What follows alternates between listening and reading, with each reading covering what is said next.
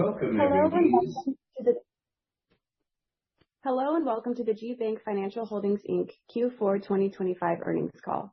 We ask that you please hold all questions until the completion of the formal remarks, at which time you will be given instructions for the question and answer session. Also, as a reminder, this conference is being recorded today. If you have any objections, please disconnect at this time. We appreciate you joining our earnings conference call. With me here today are Ed Nigro, Chairman and CEO, and Jeff Wicker, Chief Financial Officer of the company. The related Q4 earnings press release was filed with the U.S. Securities and Exchange Commission today and is available on the News and Media section of our website, gbankfinancialholdings.com. Before we begin, I'd like to remind everyone that any forward-looking statements are subject to risks, uncertainties, and other factors that could cause actual results to differ materially from those anticipated future results. Please see our safe harbor statements in our earnings press release. All comments expressed or implied made during today's call are subject to those safe harbor statements. Any forward-looking statements made during this call are made only as of today's date, and we do not undertake any duty to update such forward-looking statements except as required by law. Additionally, during today's call, we may discuss certain non-GAAP financial measures, which we believe are useful in evaluating our performance.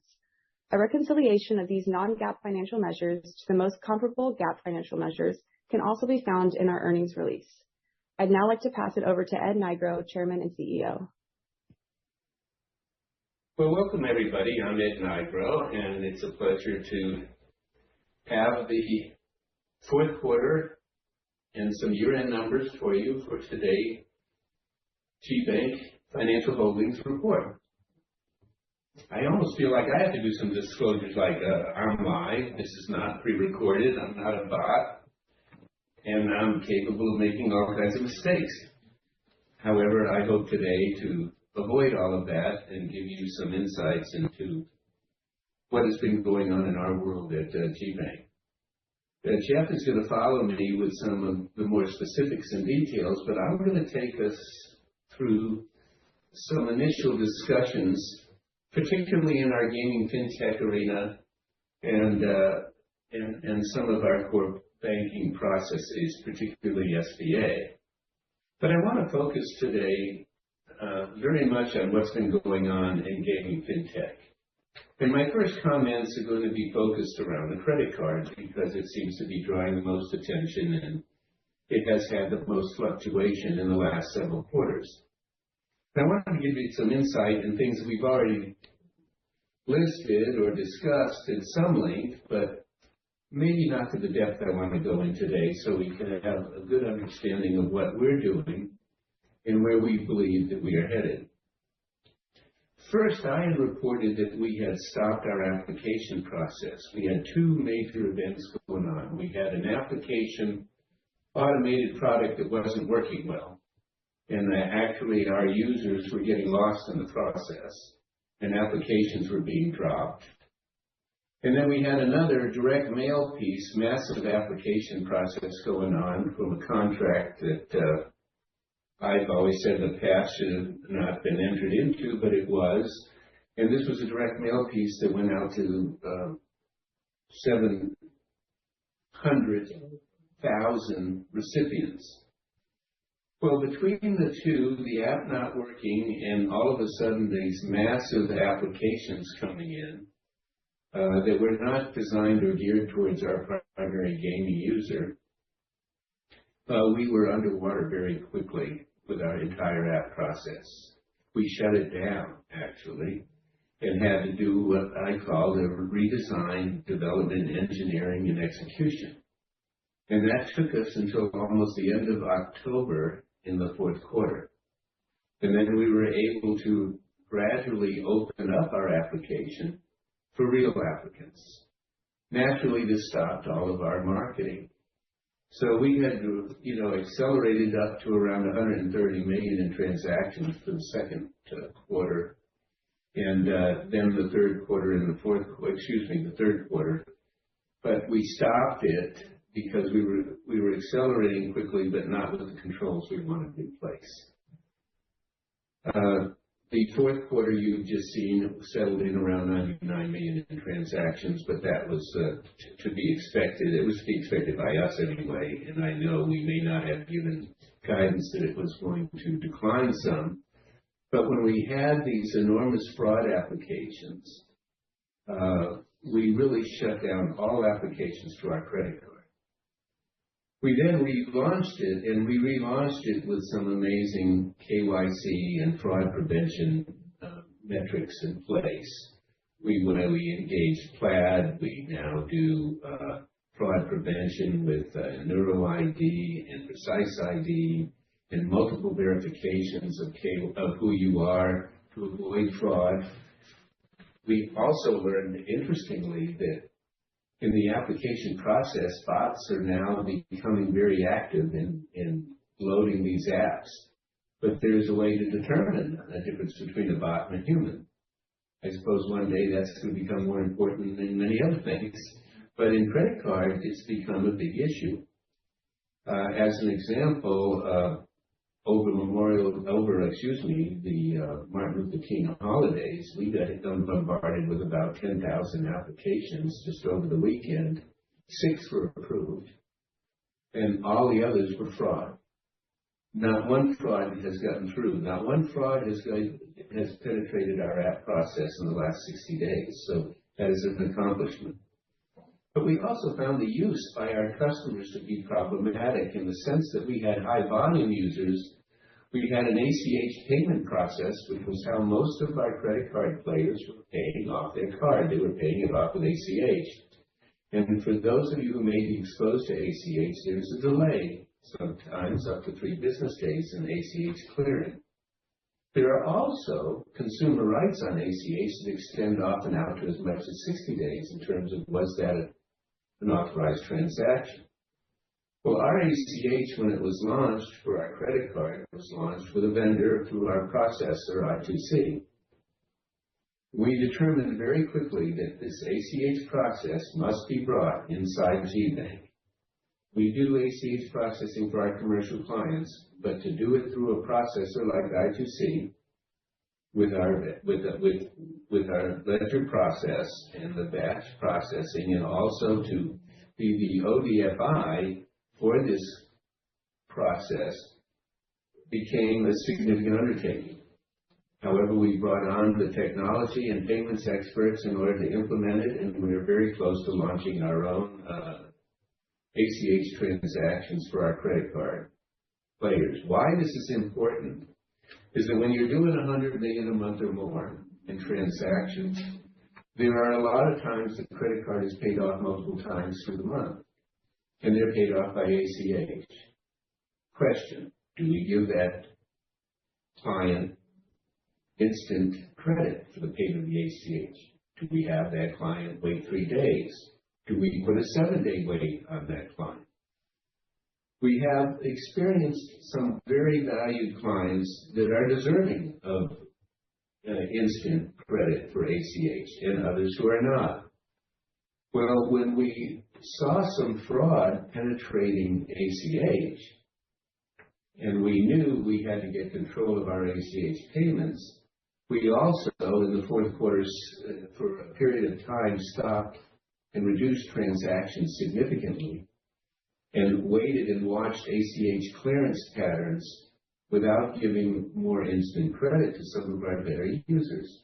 Well, this caused a decline in our transactions, and we knew it would, but it was more important to verify our client base and verify that no fraud users had penetrated our user base, and we did, but it took time to do that. We have since relaunched, and of course, as I said, we're going to soon have the ODFI for all of our consumers that own our credit card. And we are ready to relaunch right now, again, our marketing, which we stopped as well. It was very important that we do this right. We have high volume users, but that has the potential. You've seen the growth patterns that we can have. And those growth patterns can, we believe, be reinstituted but they are going to be reinstituted with our new KYC, our new fraud prevention, and our new payment systems. And we feel that we really have very good and very direct involvement with our customers. We've even started new host-style loyalty programs, meaning we look at our higher users and treat them with special premium offers. We contact them. We make sure their account's being managed properly. We make sure that they're getting the results they want when they want their card paid off. We have direct contact with them. And this is very important as well. And we have also, instituted our own AI system for answering calls. And we've moved all calls away from a processor to ourselves. And this has been a transition process, indeed, for us. But it's working, and we're getting closer to our customers, and our customers know us. And we think that, and not only think, but we believe that we have a strong foundation now that we can scale, and we can begin to rescale. And I think you'll be seeing that in the not-too-distant future. There have been another couple of headwinds in the credit card business. Some of you may have noticed that DraftKings about 60 days ago or so stopped all credit cards. And FanDuel just announced they're going to stop all credit card direct loads with credit cards because both of them have realized or have situations where some states do. There are about 7 states right now that do not allow credit cards to direct credit cards to load these sports betting apps. And we know DraftKings got a fairly substantial fine from Massachusetts.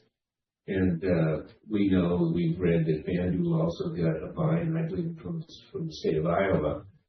So rather than face these, they're deciding to not do credit cards. Well, that's their decision. But we know that there are at least 20, we have about 28 apps, legal sports betting apps across the country. Our customers use 20 of them right now.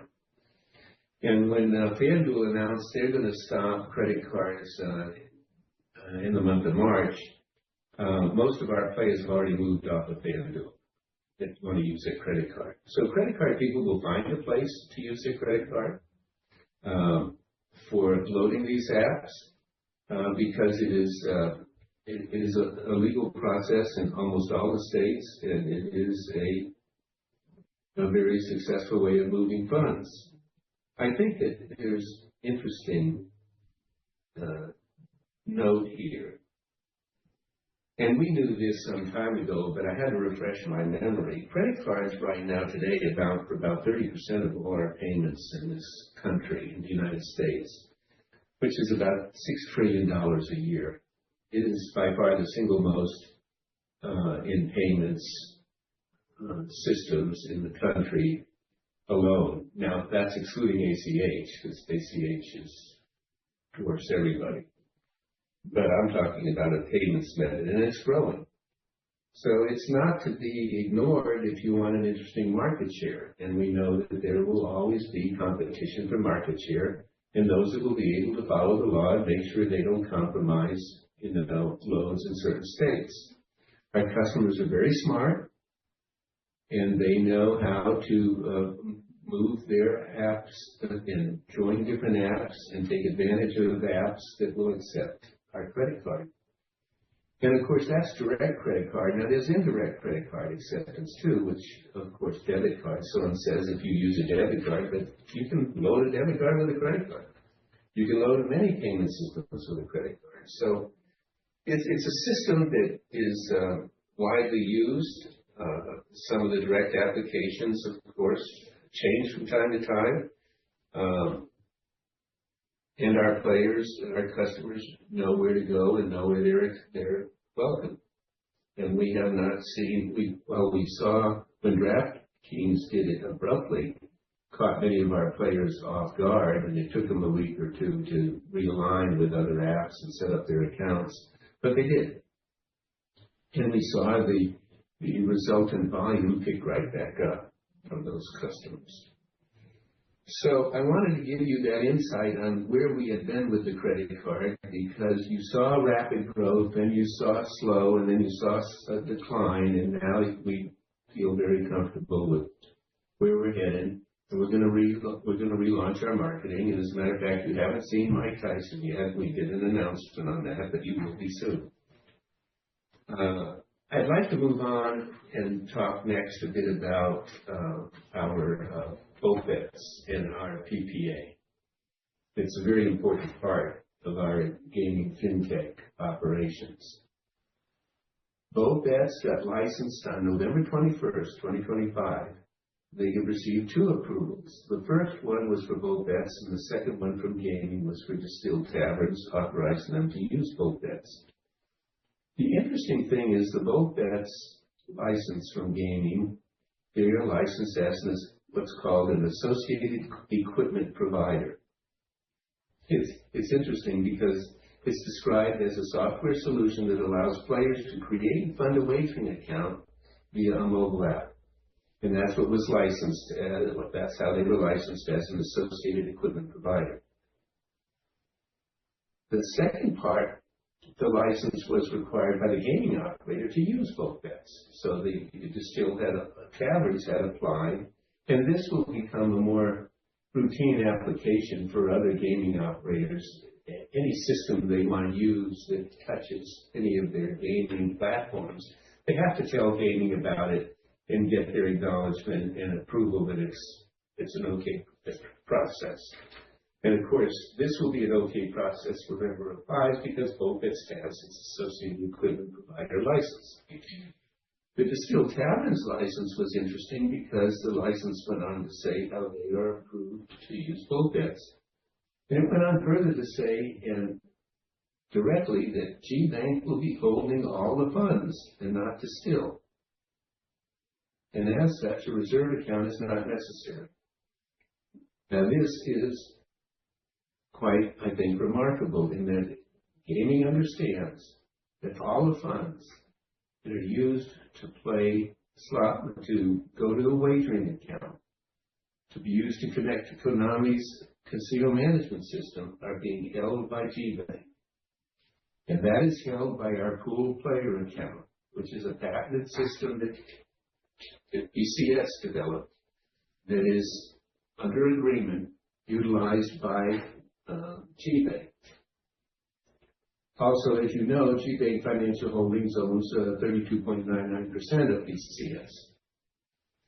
But having said that, what those funds do in GBank now, those funds go to a sub-ledger account at GBank, and GBank reconciles them, settles them, and distributes them.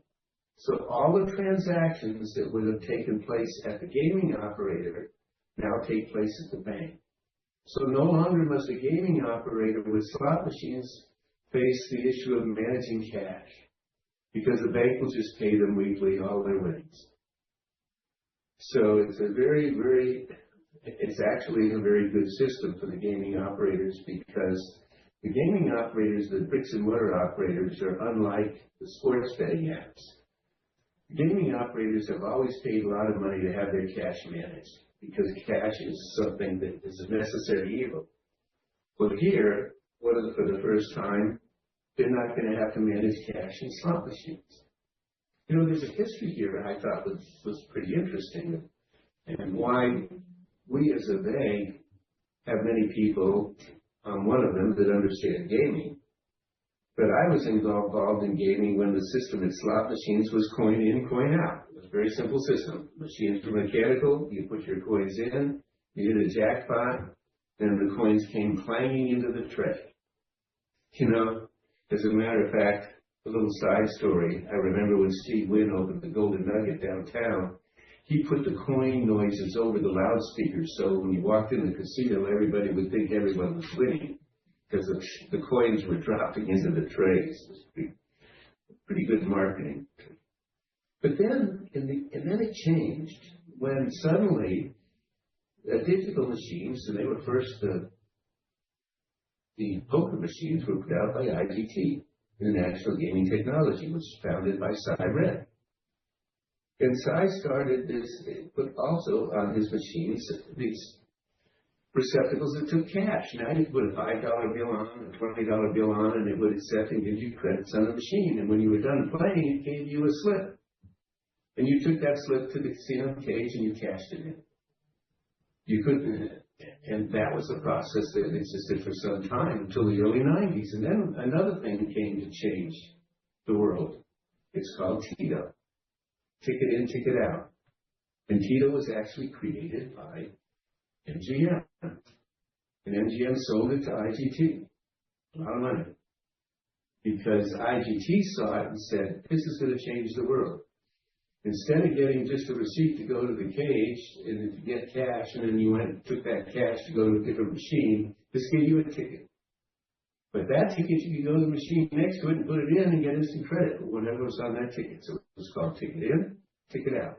And you could play all the time as long as you had credits on that ticket. And then when you were done, you went and cashed it out at one of the kiosks or at the cage. So 1990, Simon said, we're going to change the world. Everyone's going to have Tito. And everyone laughed at him. What do you mean, Tito? With cash. People love cash. People are never going to get away from cash. Well, Tito still involves cash, but only cash in and not cash out. And then, lo and behold, Tito took over the whole world. Tito is everywhere. Ticket in, ticket out.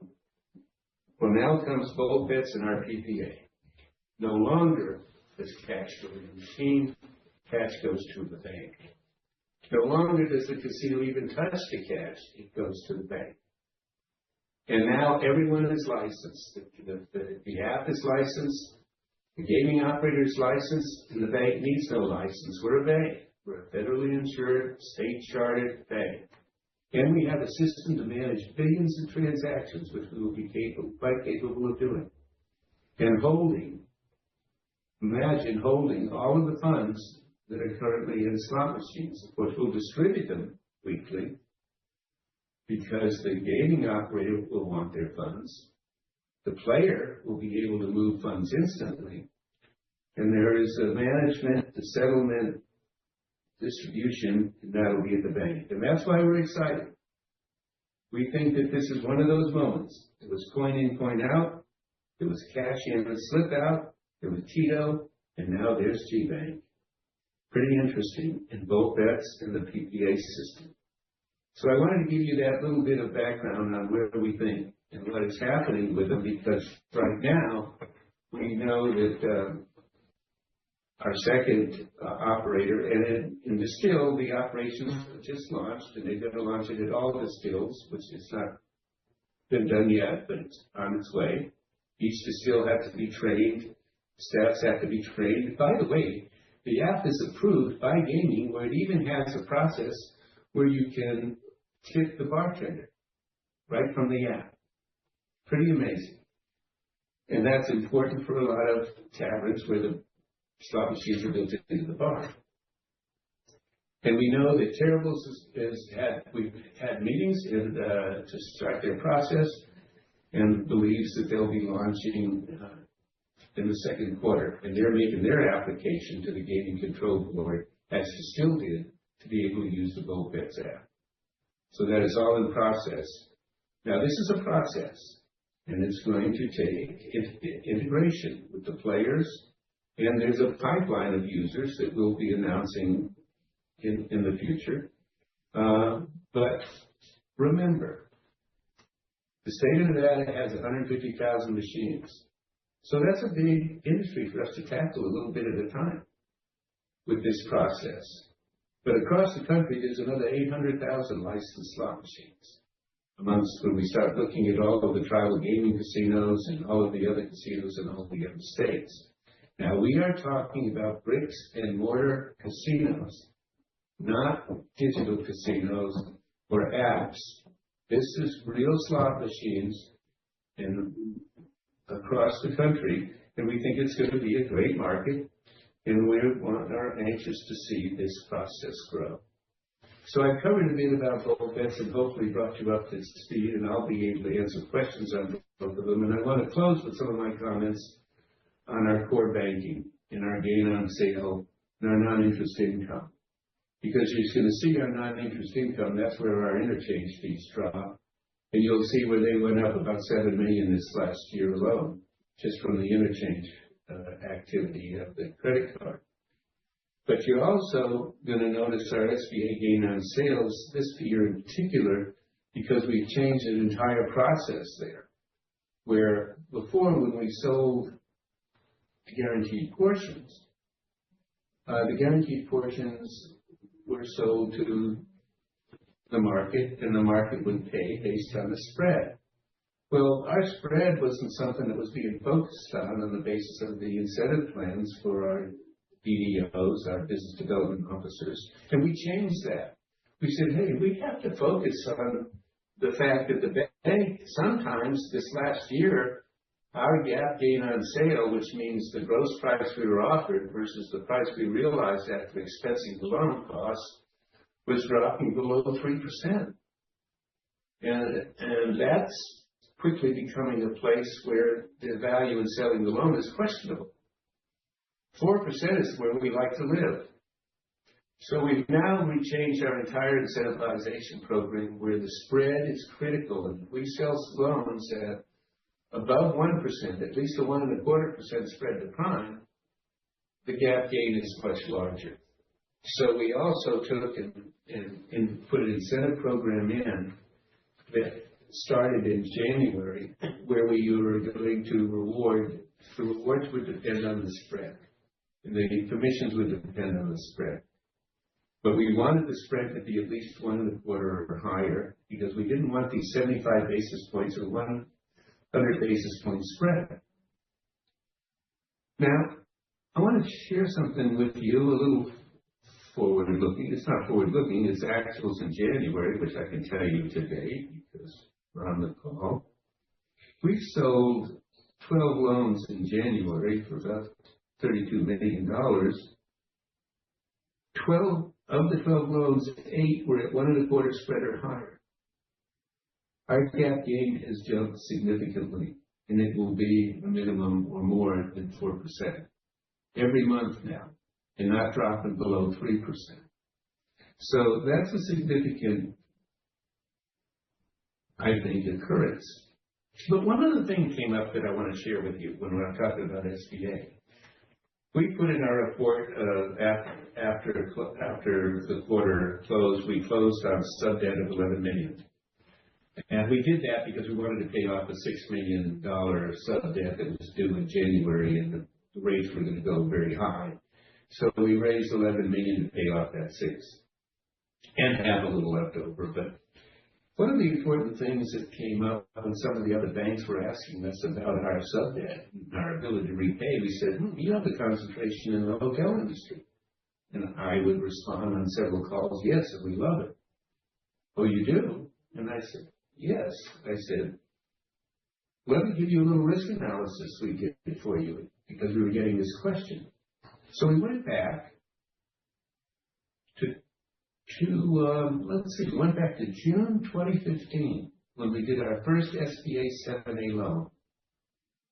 Since June of 2015 through the third quarter, I just didn't update my numbers for the fourth quarter, but for the third quarter of 2025, we originated $2.473 billion in dollars in hotel loans, 7A hotel loans. We love them because of the collateral. The total number of loans we did since commencement was 1,002 loans. The total hotel loans in default since the beginning. Now, default, remember I said on one other investor call that when we have a loan that looks as if we're going to have to foreclose on it, we buy back the guaranteed portion. That's why our NPAs tend to jump up, because we buy back the loan immediately, goes to 4 times the value that's been on our books. So we buy back that so we can sell the asset and handle the closure. We have a great division within our SBA division that handles these. Well, of all the 1,002, we had a total default of 12 loans. since our history began that we've resold. We've bought back and resold. Of those 12 loans, the total charge-off after asset sale and payment of all the guaranteed portions since inception has been $2.8 million. That's right, $2.8 million.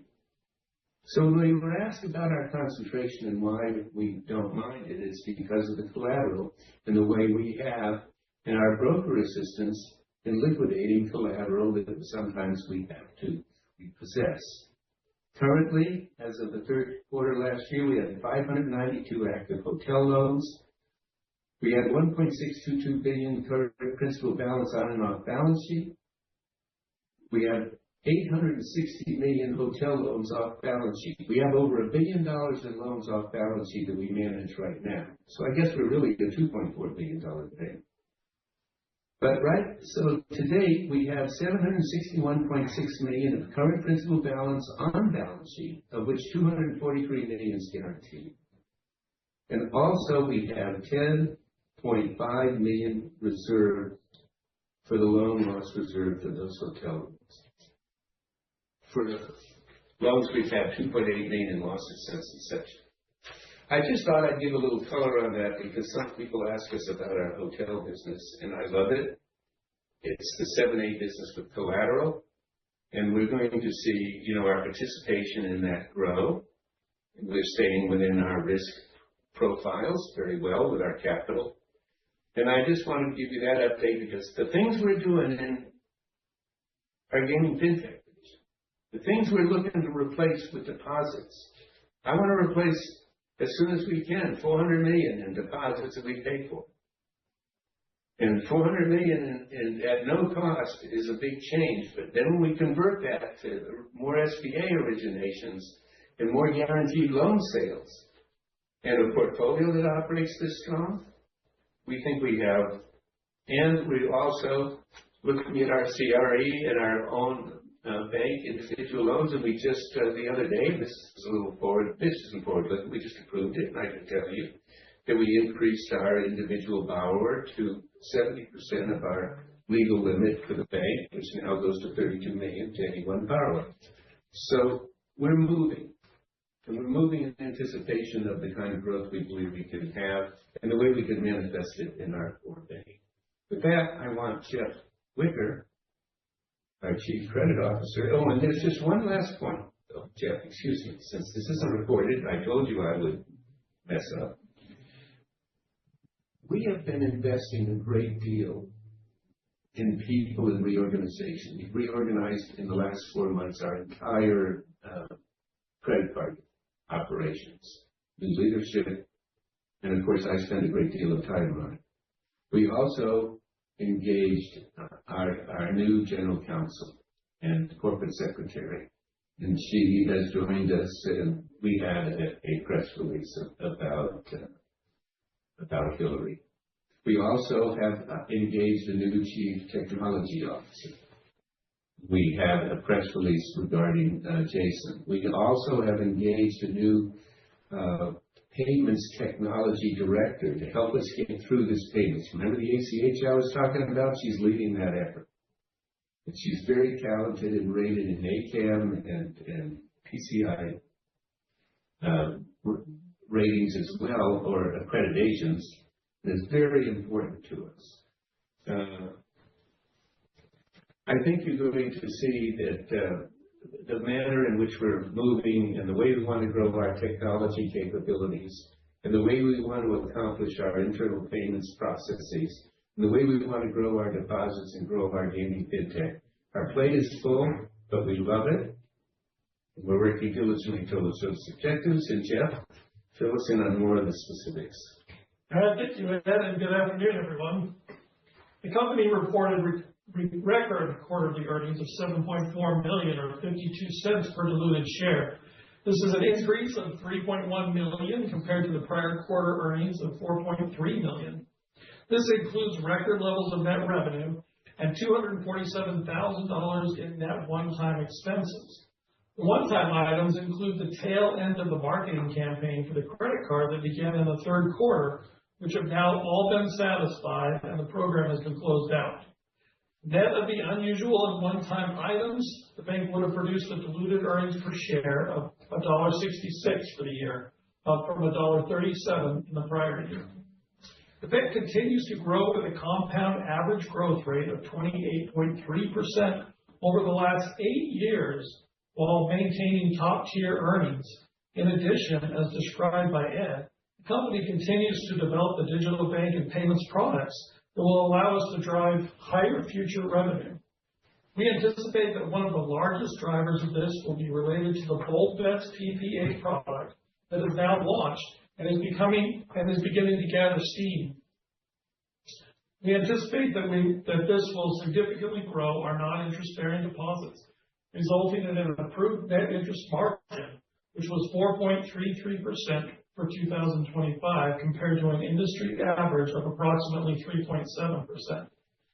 Now, SBA had a record year for production, which wasn't easy given the recent government shutdown, and we continue to see strong year-over-year growth in loan production and have a healthy pipeline going into the new year. In addition, the company has implemented several changes that it addressed that will lead to improved gain on sale income in the future. We're currently seeing the impacts of these changes as the GAAP gain on sale increased from 3.24% to 3.98% in the fourth quarter, and as Ed alluded to, we anticipate that to trend up above 4% in 2026. The credit card program is continuing to develop as most of the system changes are now implemented. Transaction volume for the last 2 quarters has been relatively flat while we have worked to correct identified weaknesses in the system, and we are seeing much better results related to onboarding customers as these new systems have been able to withstand all of the recent fraud attacks that continue to plague the industry. The most interesting thing about the credit card program is that despite the issues we have had related to credit and fraud in the last couple of quarters, the program is positively contributing to the bottom line of the bank on a consistent basis. This is very unusual for a program that's this young. You can see that the provision expense came down during the current quarter. As discussed in our previous calls, we have seen a cresting in the non-performing assets over the quarter and have been able to make significant progress in working through the existing accounts, including the resolution of one of the non-performing assets in the first weeks of 2026, reducing the total balance by $3.6 million.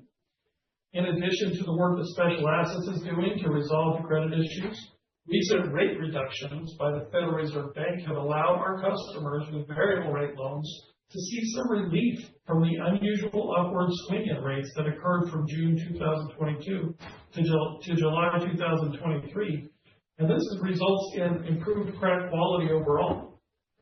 The bank sold off about $52 million in investment securities during the quarter, which included both available for sale and held to maturity investments. Recent interest rate changes have tightened the spreads and impacted the long-term impacts of these securities on the bank's asset sensitivity, and management determined that it is in the best interest of the organization to move into securities that will better protect the organization in the rates down environment. As a note, all of the held to maturity investments were included in the sale, resulting in no on-balance sheet adjustments to AOCI related to the remaining securities. The AOCI was $17,000 as of December 31st. Subsequent to year-end, the bank did announce a redemption of $6.5 million subordinated notes, as Ed talked about, that would have repriced from fixed to variable rate in January. This would have led to a rate increase of 350 basis points on the debt, resulting in a cost of over 8%. In addition, the bank issued $11 million of additional subordinated debt with a 10-year life and a fixed rate for the first 5 years of 7.25%. This provided additional potential capital for the bank while reducing costs. As the bank continues to work to develop new lines of business, the core bank continues to be one of the top performing organizations in its peer group.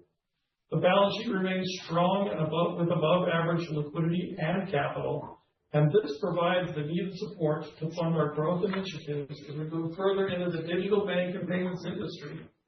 While we have experienced a few hurdles along the way, the bank continues to be a top performer, and while we develop the new products and services to enhance shareholder value in the future. And with that, I will turn it back over to you, Ed.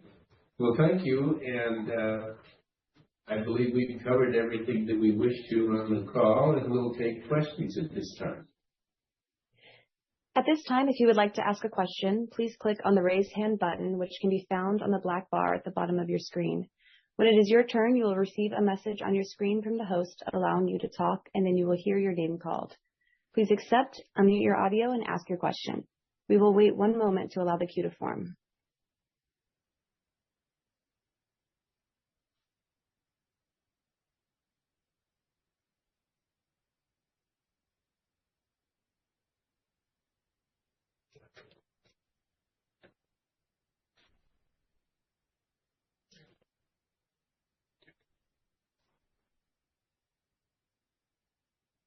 Our first question will come from Brett Rabatin with Hovde. You may now unmute your line and ask your question.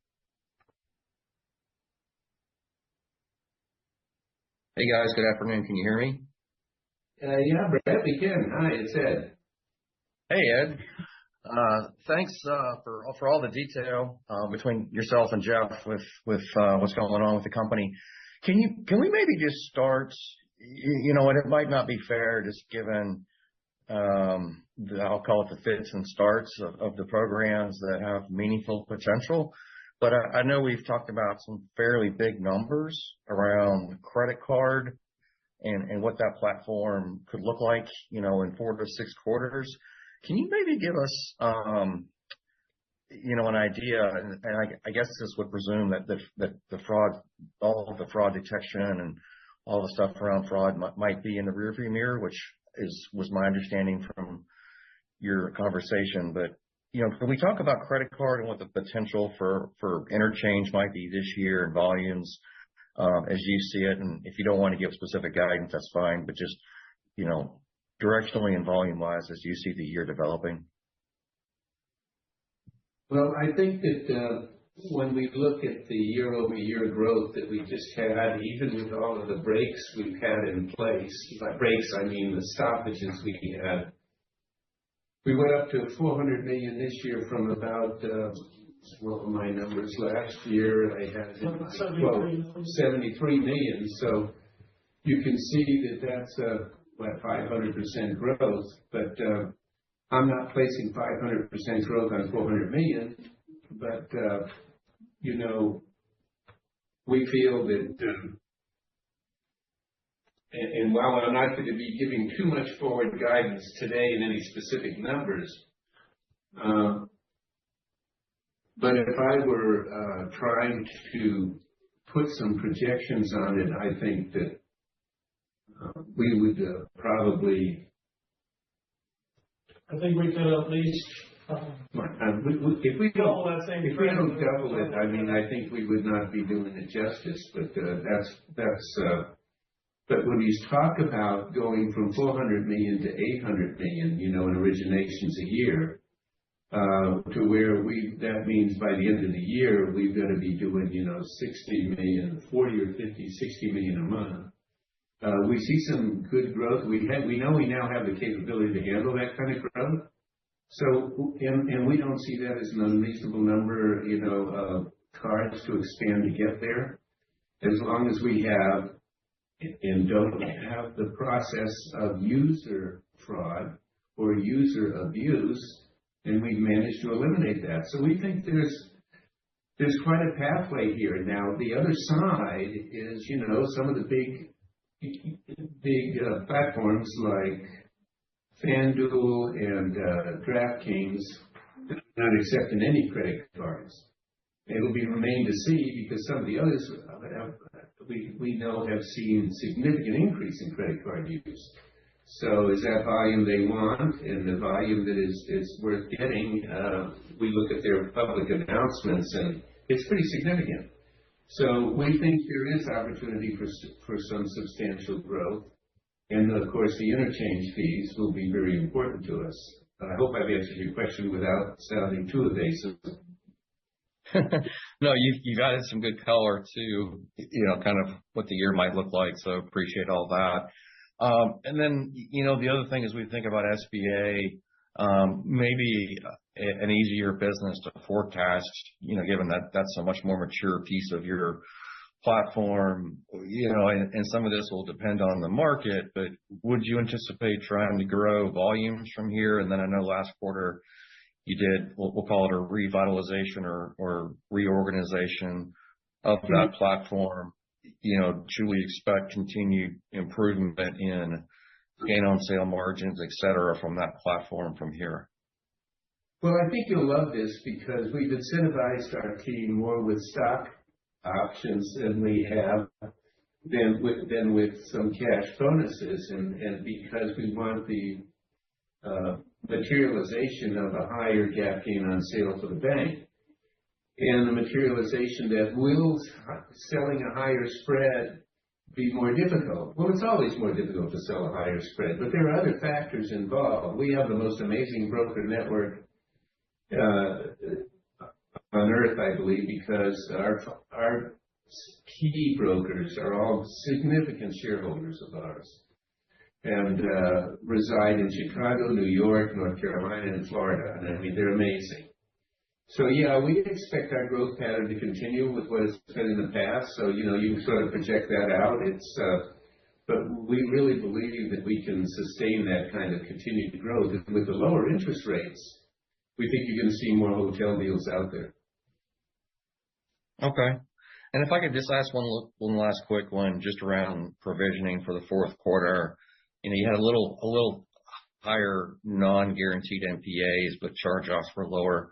The negative reserve, was there any change in the Q factor for the ACL or anything else that drove that negative provision? And then, is there anything that you see kind of changing with, the criticized asset list?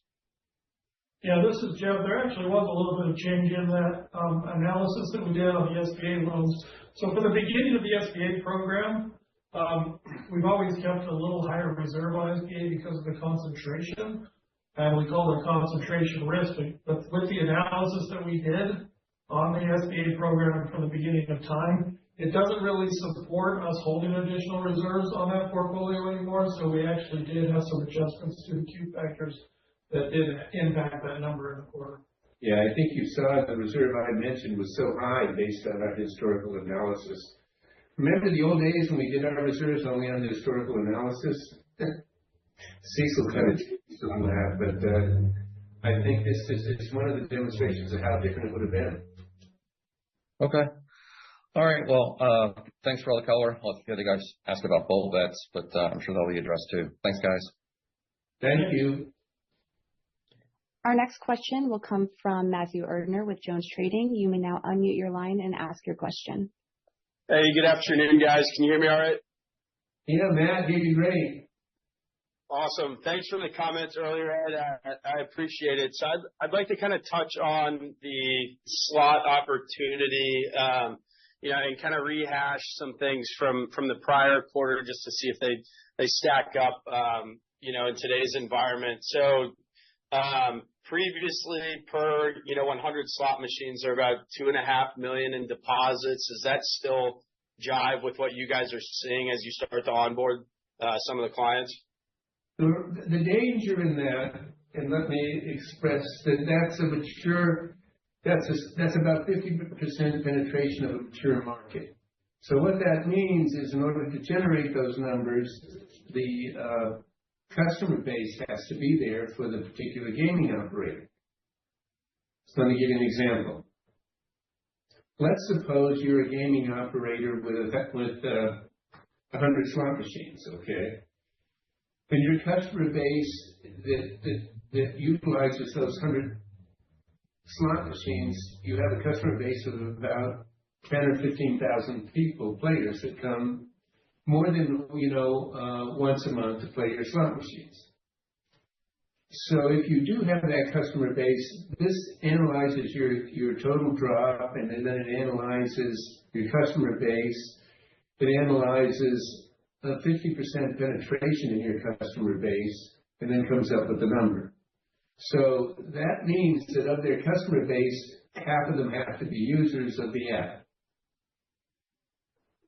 how long is it going to take us? What we didn't give you was, okay, how long is it going to take from the time we sign up as gaming operator till that deposit is realized? And that's how long does it take the gaming operator to onboard his customers? That's an unknown. And it's not going to be instant, like right now and it's particularly right now with, as an example, Distill. This is brand new. And they have to train their clients, they have to train their employees, they have to train their bartenders, they have to train, and then they have to sign up and use it. The interesting thing that I didn't say is that, we hope that one of the preferred loads, and because we're marketing it right with it, is going to be our credit card. So that's moving side by side with some of this. So what I can't tell you is how fast it ramps up to that. So we'll be having more and more information as quarters go by, and we have some history under our belt, but it's going to take some time. Remember I told you about Tito? It took time. It wasn't something that was done overnight. I joked with somebody the other day when I was saying to someone, when Thomas Edison invented the light bulb, I wonder who the analyst was who asked him, well, how many light bulbs are you going to sell next quarter? So I think it's analogous in the sense that this has never been done before. It is new. The apps that are out there just don't work, and many customers have just said, I'm not paying. Those apps don't work. So you got to re-educate some, and you got to spread it. But what we do know is this works amazingly. And then once they get on it, we've seen amazing feedback already. They love it. So I guess as we get a few quarters under our belt, we'll be able to tell you more about how the growth is going. But for right now, the number of machines are relatively small. The transition is going to take place, but the market is, dramatic. I said, in our state, we have 154,000 slot machines, and across the country, there's another 800,000, Matt, that are legal machines. And the primary providers of that machines, Konami is one who has 300,000 machines alone. 140,000 machines alone. Several of the others that we, that are going to be seeing this app have a lot more. So we know there's a good market out there. It's up to the gaming operator as well as the slot manufacturer, and everyone to participate to get their players to use the app. But we think that the app is going to be very convenient for the player. It's a very convenient wallet. Yeah, that's great.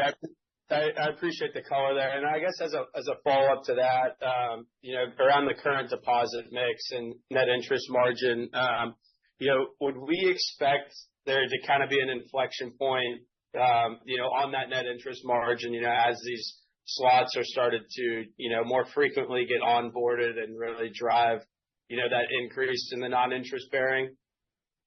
Well, I think the slots is a great opportunity and a great path, and we're starting to see the pipeline of some very interesting players. But remember, our bank has 16 other PPA clients onboarded right now, and many of them are startups, and many of them have new programs, and some of them deal with sports apps, but others we're dealing with one that's dealing with 2 big state lotteries. So there are other avenues for our PPA as well. And of course, sports betting we still believe that one day a sports betting app will say we don't want to hold the cash anymore. That we do want to see, and would appreciate a system where we get the cash or this liability off our balance sheet. Right now, as they start to make more money, the cash management is going to become more of a headache. When everybody was a startup, everybody wanted to hold all the cash because they liked the float, they liked it, in their operational accounts. But will that change? And if that changes, we have the solution for them. We have the solution for the first sport app that goes under and costs the consumer some money, they're going to be looking at us because we protect the consumer. Well, no matter what happens to the app, no matter what happens in bankruptcy or anything else, our consumers' money is protected because it's guaranteed by the FDIC, and we hold it, not the app. It can't be mixed with their funds. It can't be mixed with, oh, we don't know where that money is. Well, believe me. Because one thing banks are pretty good at is knowing where the money is. Right.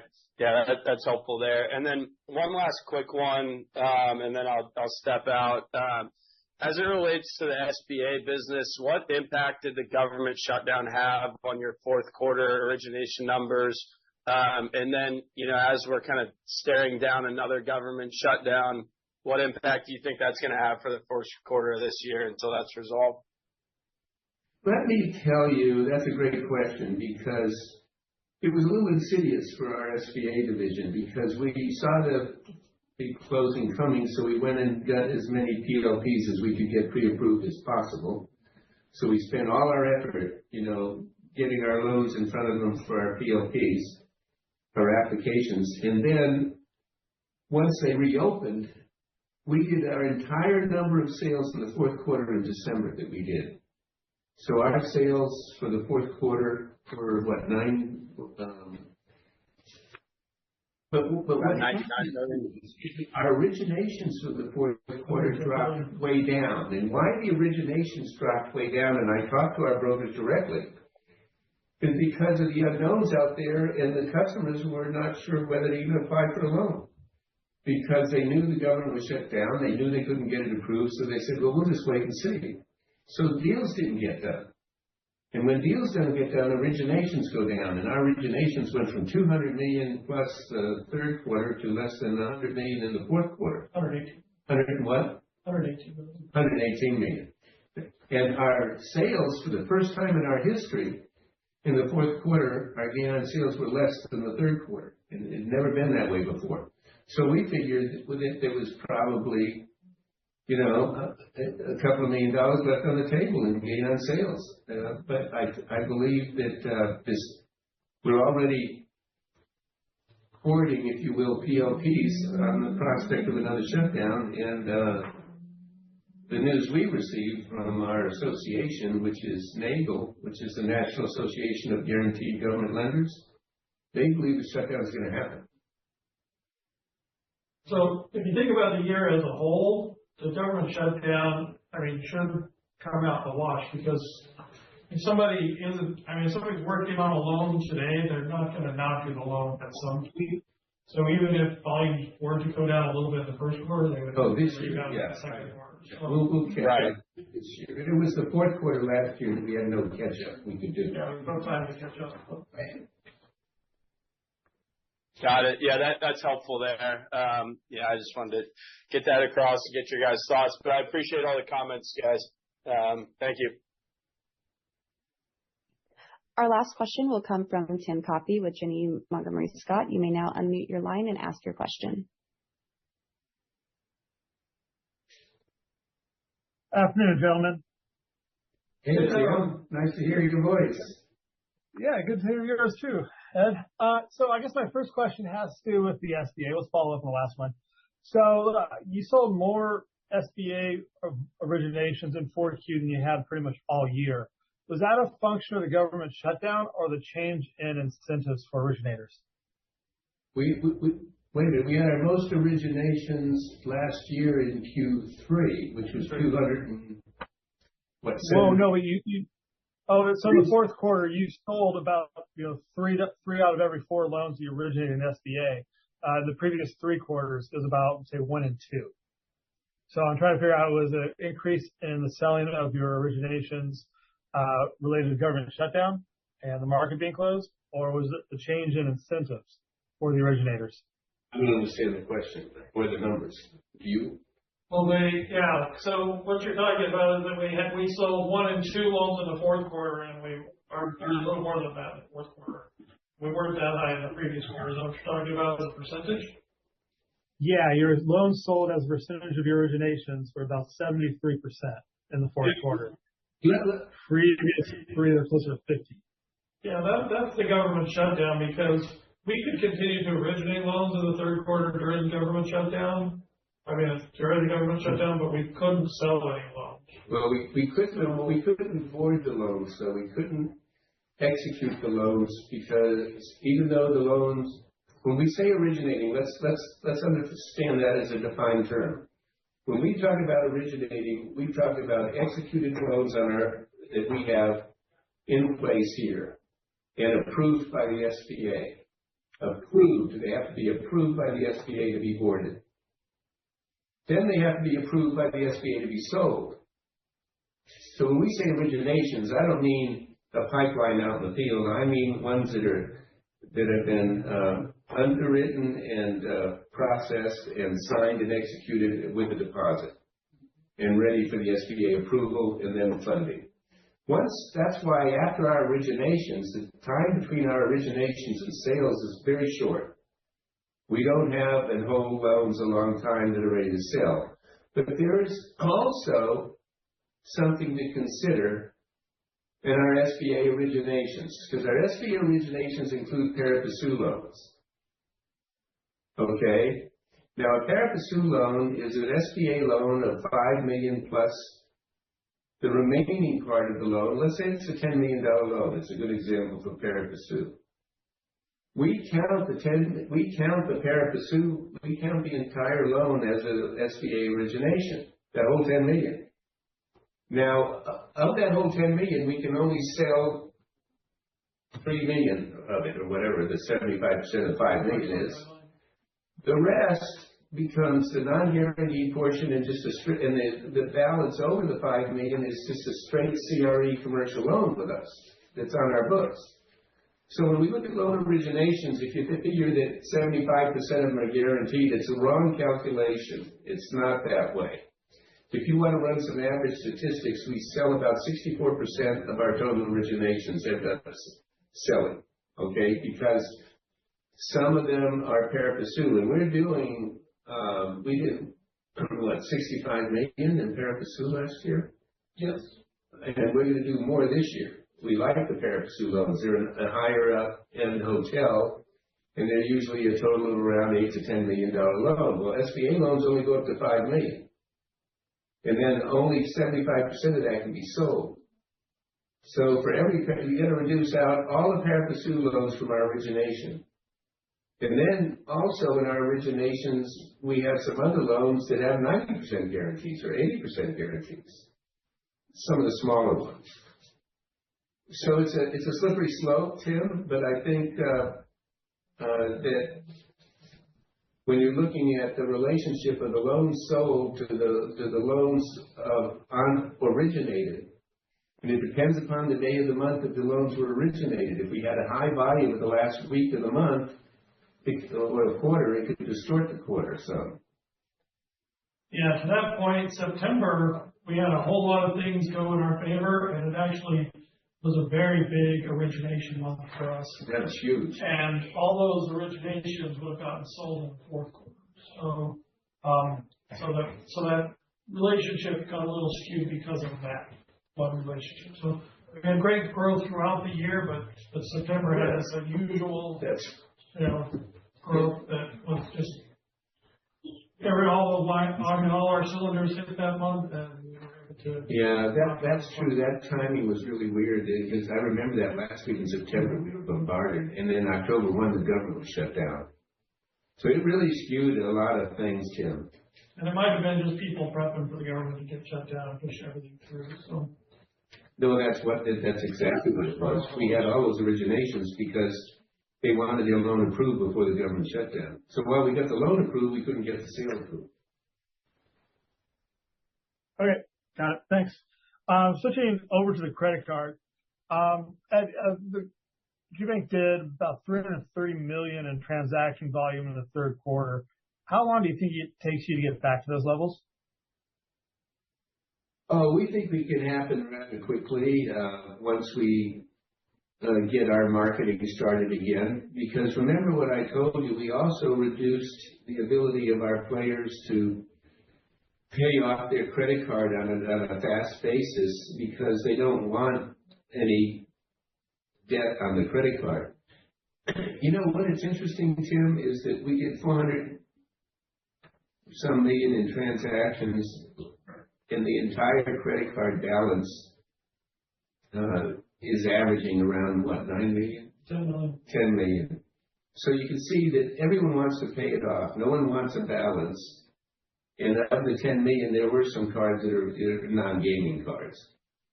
So when we talk about increasing our volume, it's strictly adding the players. And most of our players have come through certain influencers, and we just have to turn the switch on, and we will start to gain players again. Okay. And then on non-interest expenses, Jeff, what's kind of the starting point for 1Q? I mean, there's been a lot of noise the last couple of quarters, so what's kind of you think the starting point might be for that? Oh, that's a good question, and I am not sure I can give you an absolute number, but I would say that, we'd probably be looking pretty similar to this quarter. I don't see a lot of increase in the first quarter right now. I think some of the one-time items will offset a little bit of the salaries increase that we're going to probably see. So I would say very similar to what we saw last quarter. Okay. And just kind of listening to the things you've been talking about, Ed, I would think that your kind of expense growth rate for this year might not be that different than 25. Is that reasonable? I didn't hear the question. Just the growth rate for this year. Oh. Anticipated growth rate. Well, yeah, I think that, when we look at our non-interest expenses, when we look at our non-interest expenses, we see some significant increase there because we're investing in our growth, but a lot of them are relative to our growth. And Okay. I believe, There's a significant amount of expenses that are variable based on transactions. So as the transaction volume goes up with our credit cards, and also the number of accounts that we hold, we're going to see a lot of those variable expenses go up. So I would say there would be an increase through the year on expenses. Yeah, we can't stay flat when if our credit card growth, we talked about doubling as an example, went from 440 to 850 or something like that. Every transaction and every has a cost to it. It has an influencer cost of so many basis points. It has, transaction costs, interchange fees that we pay to these. It's just while our direct cost in the office for staff may not increase as dramatically, those direct costs of transactions are something we all have. Right. Yep. I remember talking about that last quarter. So thanks for reminding me. And then Jeff, what's kind of the margin outlook if we get 2 rate cuts this year? Question is, what kind of volume are we going to be able to do in non-interest-bearing deposits? And depending on where you forecast that, I would say that the margin that offset should decrease. Should offset. The increase should offset the Fed decreases. So I would say that we should at least see a very similar net interest margin this year that we saw last year.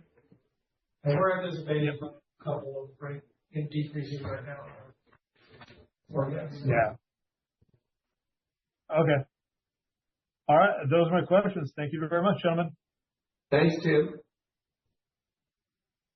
This completes the allotted time for questions. I will now turn the call back over to Ed Nigro, Chairman and CEO, for any closing remarks.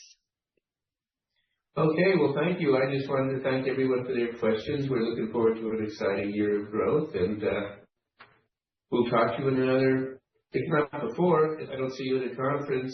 I think I'm going to the JANI conference in Arizona at the beginning of February. So I may see quite a few of you there, and Tim will have a chance to sit and go through some stuff as well. But thank you for the calls, and if I don't talk to you sooner, we'll talk to you in April. Good day. Thank you for joining the GBank Financial Holdings Inc. Q4 2025 earnings call. You may now disconnect.